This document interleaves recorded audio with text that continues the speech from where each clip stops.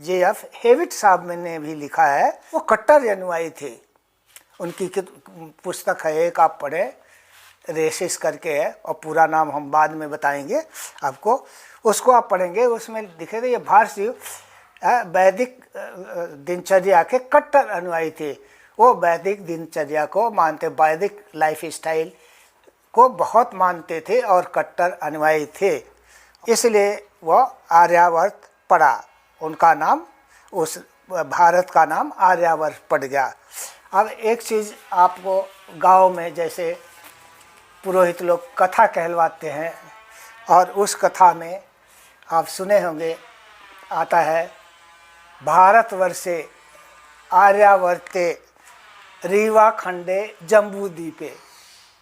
समझे आप? ये देखिए, भारतवर्षे आर्यावर्ते रीवा खंडे जम्मू द्वीपे, इसका मतलब क्या है? आप देखिए, भारतवर्ष के आर्यावर्त में रीवा खंड के अंदर जम्मू द्वीप है।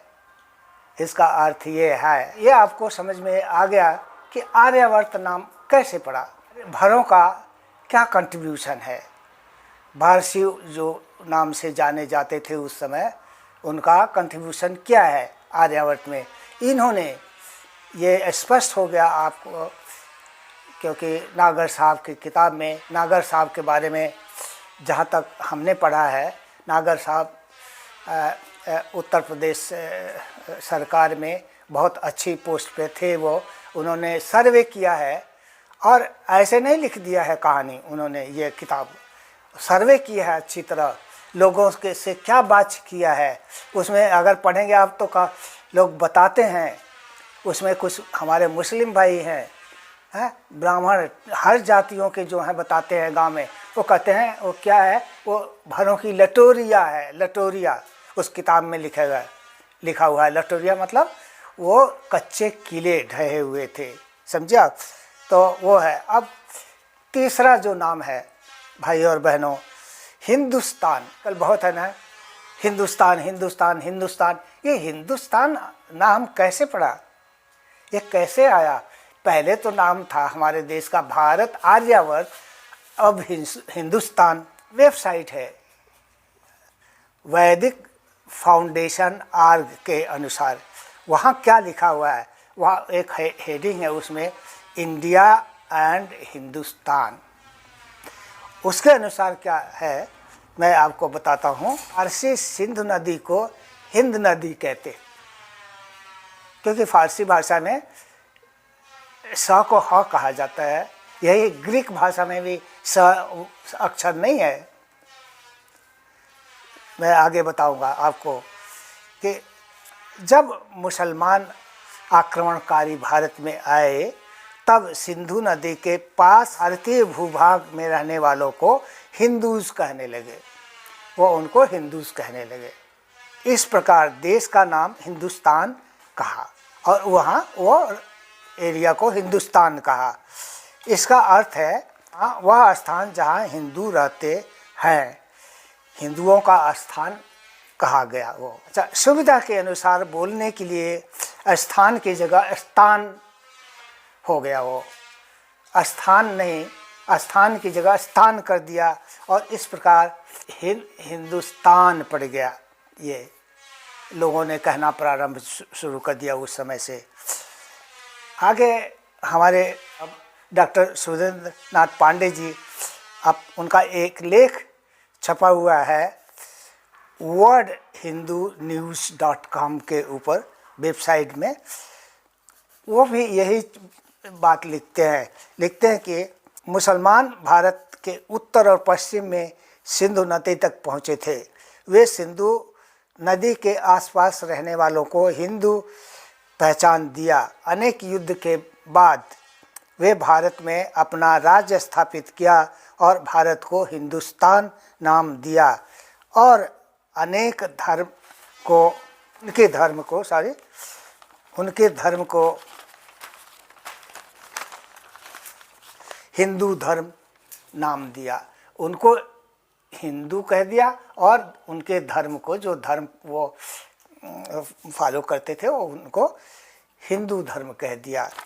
यह है तीसरा नाम हिंदुस्तान कैसे पड़ा। आज मैं एक चीज़ बताऊँ, मुझे कहते हुए थोड़ा सा वो लग रहा है, सॉरी, जितने भी हमारे मुस्लिम भाई हैं उनके नाम से कभी भारत शब्द नहीं सुनते आप। हिंदुस्तान हिंदुस्तान हिंदुस्तान आज भी है। टीवी पे सुन लीजिए हिंदुस्तान, बात में सुन लीजिए हिंदुस्तान, वो हिंदुस्तान ही कहते हैं। ये आप तथ्य छिपा नहीं है किसी से। अच्छा, एक चीज़ मैं और बताऊं आपको कि हिंद, ये मेरा खुद का अनुभव है, खुद का एक्सपीरियंस है। ये हिंद, मैं कुछ समय के लिए, कुछ साल के लिए इथोपिया और इरिट्रिया में प्रोफेसर की पोस्ट पे कार्यरत था। वहाँ जब हम लोग जाते थे बाज़ार में, मार्केट में सब्जी सुब्जी लेने या सामान लेने, तो हम लोगों को क्या कहा जाता था? हिंद हिंद हिंद, हिंदी, ये कहा जाता था। समझा? वही बच्चे भी कहते थे, बड़े भी कहते थे, और पूछते थे कहाँ से आए? हिंद से। अच्छा, यही नहीं, यमन की राजधानी सना, हम आते इरिट्रिया में जब रहते थे तो यमानिया से आते थे, सना इंतज़ार करते थे अगली फ़्लाइट के लिए। तो वहाँ भी, वहाँ रुकने का था तो बाहर हम लोगों को वो वीसा दे दिए थे, अलाउ कर दिए थे कि घूम सकते। वहाँ भी जो होटल के लोग थे वो भी हमें यही कहते थे, हिंद, हिंदी ही कहते थे। अच्छा, हिंद, हिंदी, हिंद से आए, ये हिंद, तो हिंद, वो हिंद देश कहते थे, उसको हिंद देश पड़ गया। अब वहाँ, यहाँ भी वो वही उसी से संबंधित है, ये देख ले। फिर आता है इंडिया। भाइयों बहनों, इंडिया ये क्या शब्द है? अब आप देखिए इंडिया कैसे आया। ये इंडिया शब्द कैसे आया? अक्सर लोग, आप बाहरों में, विदेशों में भी जाते हैं, हम तो कहते हैं इंडिया इंडिया, हर जगह इंडिया इंडिया है। तो ये कैसे नाम पड़ा इस देश का? तो एक वेबसाइट है वैदिक फाउंडेशन, इसके आप देखें, ऊपर आप देखें पारसी भाषा में सिंधु नदी को, ये सिंधु नदी को सिंधु के स्थान पर हिंदू कहा गया, आपको ये क्लियर है। और ग्रीक भाषा में भी वेबसाइट के अनुसार ग्रीक में हिंदू को इंडू कहा गया, सिंध नदी को इंडू कहा, सिंधु नदी है तो उसको इंडू कहा गया। और इस भाषा में भी ह अक्षर नहीं है, जैसे पारसी में नहीं है वैसे ग्रीक भाषा में भी नहीं है। जब अंग्रेज़ भारत में आए, अंग्रेज़ भारत में प्रवेश किया, तब अपनी सुविधा के लिए स्थान और नदियों का नाम बदल दिया इन्होंने। आज लोग कहते हैं योगी जी नाम बदल दिए, राम बदल दिए, नाम तो सभी जो आए सब नाम बदल दिए। इस देश का नाम बदल दिए, स्थानों का नाम बदल दिए, चाहे कोई भी आया, चाहे हमारे मुसलमान भाई आए वो भी बदले, पारसी भाई है वो भी बदले, अंग्रेज आए वो भी बदल दिए। अब जो हमारी ओरिजिनल स्थान है, अगर उसको ओरिजिनलिटी दिखाई जा रही है तो क्या बुरा है भाई? उसमें बुराई क्या है? तो ये सब राजनीति वाली बात है, हम बात नहीं करना चाहते। देखें आप, मैं एक उदाहरण को आपको बताता हूँ। इलाहाबाद है, इलाहाबाद, इलाहाबाद, ये वास्तव में इसका नाम, असली नाम इलाहाबाद है। इलावास, पहला जो शब्द है इलावास। इला कौन थी ये बताएं आप? इला, अगर आप हिस्ट्री पढ़ेंगे, पुराना मैथोलॉजिकल उस व्यू भी है कि इक्ष्वाकु और इला भाई बहन थे। तो जो सूर्यवंश है इक्ष्वाकु से है, चंद्रवंश इला से है। इला मदर हैं ये माता हैं इला। और वहाँ मतलब ये उनका जो स्थान था उसको इलाहाबाद कहते थे। उस अब इलाहाबाद हो गया और मुसलमानों ने खासकर अकबर के समय में इलाहाबाद हो गया।